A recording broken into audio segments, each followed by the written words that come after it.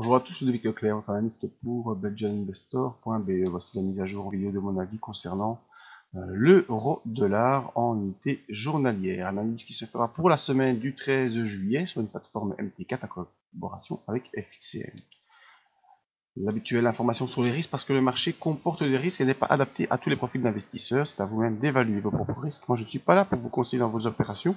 Ce que je vous conseille, c'est d'utiliser des comptes démo disponibles via Belgian Investor sur FXCM afin d'établir vos stratégies et tester celles-ci. Ma stratégie à moi et ma technique d'analyse, c'est l'analyse des impulsions, technique que j'utilise depuis 2010 avec assez bien de profit. Et c'est une technique également que je peux vous enseigner.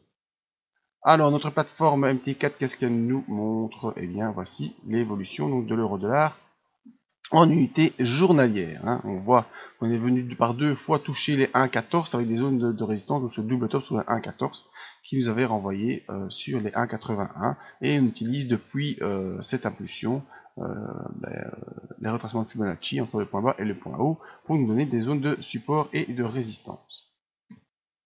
Alors cette semaine ouverture en gap baissier, pourquoi? Parce que eh bien, les Grecs avaient dit non. Ils avaient dit non par référendum à toutes les sanctions, enfin en tout cas toutes les demandes de réforme européenne. Alors comme d'habitude, eh bien, ouverture en gap baissier assez fort, et puis mise en route de la BCE, hop, on revient le lendemain, tout comme ce fut le cas lors de l'annonce du référendum, on était revenu très fort vers les 1,12. Eh bien, la machine s'est remise en route le lundi, pardon. Par contre, le mardi, on a fait une grosse vague baissière dont je ne connais plus la cause, mais en clôture, c'est toujours les indices qui ont tenu. Mercredi, même chose, semaine volatile, mais importante parce que on est passé au-dessus de la M7. Ensuite, jeudi, doji d'hésitation, on est revenu tester les 50% de retracement. On est venu tester les indices, on a clôturé au-dessus des 61% de retracement et au-dessus de la M7, ça c'était le point important à voir. Ensuite,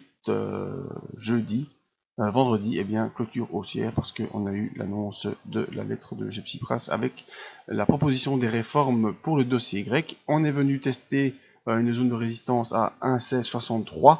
On est venu tester les 38% de retracement pour clôturer proche de la M20, donc en attente de vraiment une inversion de l'impulsion haussière et un retour au-dessus des 38%.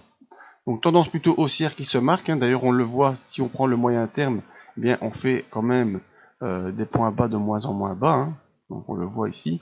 Je ne sais pas si on peut tracer une oblique là-dessus, on peut essayer mais je suis pas certain que ce sera...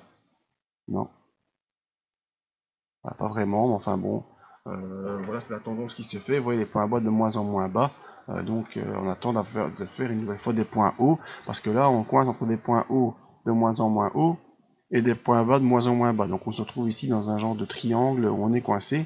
Il faudrait pouvoir en sortir. Et en sortir comment? Par une poussée au-dessus des une poussée au-dessus de la M20 et au-dessus des 38% pour aller essayer de faire un point plus haut que cette bougie ici qui avait fait une clôture à 1,1217. Donc il faudra essayer dès lundi de pouvoir aller clôturer plus haut que ça. Au niveau de nos indicateurs, qu'est-ce qu'on peut essayer d'en tirer une conclusion? Eh bien, on était avec un indicateur MACD sous son signal, et maintenant, il est en train d'essayer de repasser au-dessus de son signal. Ce sera un point positif. On sera vraiment parti dans une impulsion haussière quand on repassera au-dessus de 0. C'est pas le cas pour l'instant.